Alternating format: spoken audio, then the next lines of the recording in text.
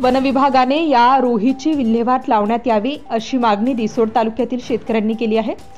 सविस्तर माहिती अशी की रिसोड तालुक्यातील वाघी खुर्द, दापुरी, येवता, शेलगाव, पेडगाव, गोवर्धन, नावली, मसला, पेन, केशवनगर या भागातील शेतकऱ्यांनी 4 ते 5 दिवस झाले पेरणी झाल्यामुळे सोयाबीन, मूग, उडीद, तुरीचे या पिकांचे रोही अतोनात नुकसान करत आहेत।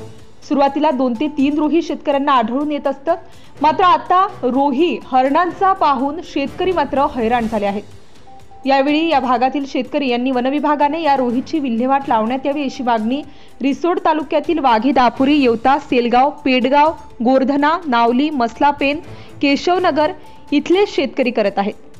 यावेळी आमचे धुमाकूळ महाराष्ट्र न्यूज टीव्ही चॅनलचे प्रतिनिधी किसन काळे, वाघी खुर्द, रिसोड यांनी घेतलेली इथल्या शेतकऱ्यांची प्रतिक्रिया बघूया।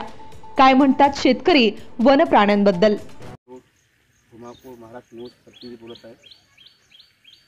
मी गणेश प्रल्हाद हातगुडे वाघीवरून बोलत आहे। आमच्या शेतात बरेच रोही आलेले आहेत। आतापर्यंत 1-2 रोही बघितलेला आहे, पण आता खूप संख्या वाढलेली आहे। त्यांची 300-400 रोहीपर्यंत झालेले आहेत। तरी वन विभाग अधिकारी यांनी काहीतरी याच्यावर विल्हेवाट लावावी, यांची काहीतरी करावं, कारवाई करावं काहीतरी, आणि आमची शेती वाचवावी।